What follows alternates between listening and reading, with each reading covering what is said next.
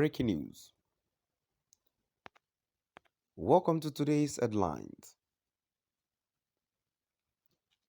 Read why Nnamdi Kanu is going astray but not following the footsteps of Ojukwu.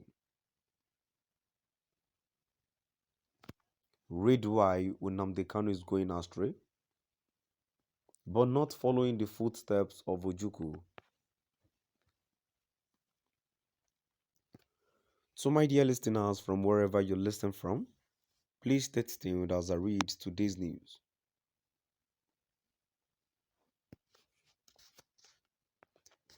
Nnamdi Kanu is renowned as the head of IPOB, a group fighting for the creation of Biafran state. He grounded his separatist effort on lack of equity in the current day Nigeria. He thinks the Igbos are sidelined and consequently not desired in this existing entity called Nigeria. Therefore, the necessity for the Igbos to go their own way. The IPOB leader is hardly the first Igbo man to contemplate along the road of independence. Colonel Ojukwu of the erstwhile Nigerian Army was the first to ponder, cultivate, and finally implement the notion of secession. His rationale then was not different from those of Nnamdi Kanu, the IPOB leader. Colonel Odumegwu led the Igbos to war against the Federation, and the conclusion is now history. Towards the conclusion of the war, Ojukwu went to Ivory Coast and stayed in exile until when he was awarded state pardon by President Shehu Shagari. Upon his return, Chief Ojukwu analyzed the situation in the nation and then discovered that most of his agitations then had not only been handled but have been taken over by turn of event.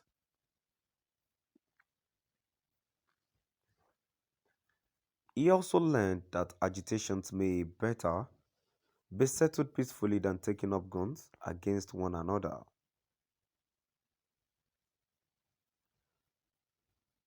Chief Ojukwu fell into major stream politics and actively engaged. He regarded it as chance to accomplish the ambitions of his Igbo people. He fought for the highest position in the country. Though the political party he created but lost, we went on to compete for Senate seat and won. Today, his political party is a force to be reckoned with in the eastern region of the nation and Nigeria as a whole.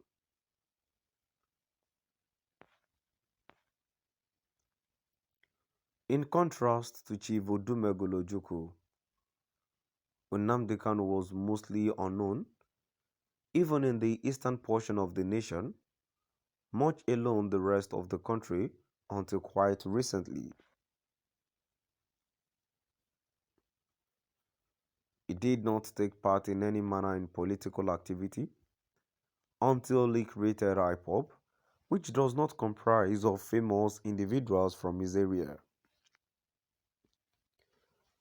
Before that, he had no involvement in politics whatsoever.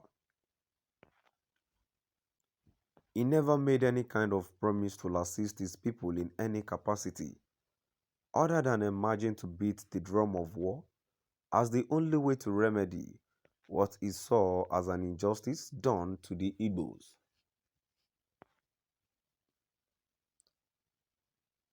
Nnamdi Kanu should have learned from the example of the late Ojukwu.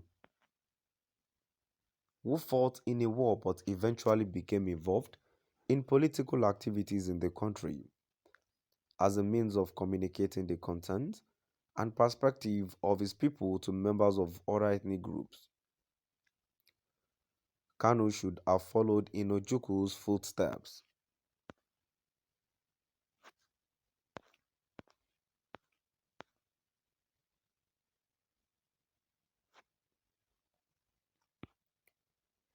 Nnamdi Kanu is renowned as the head of IPOB,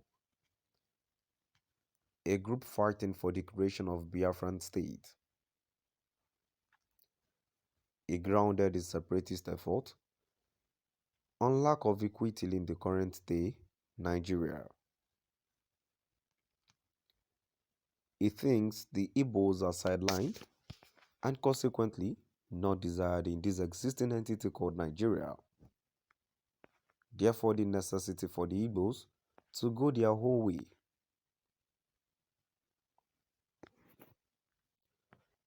The IPOB leader is hardly the first Igbo man to contemplate along the road of independence.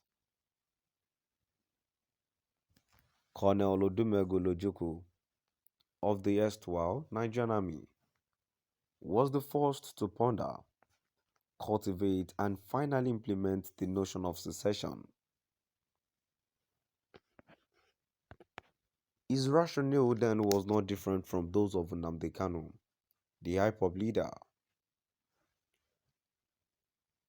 Colonel Odumego led the Igbos to war against the Federation, and the conclusion is now history.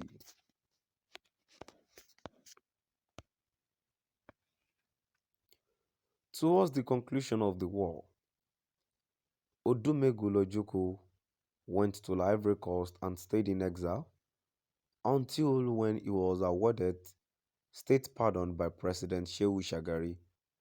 Upon his return, Chief Odumego Ojukwu analyzed the situation in the nation and then discovered that most of his agitations then had not been handled but have been taken over by turn of event.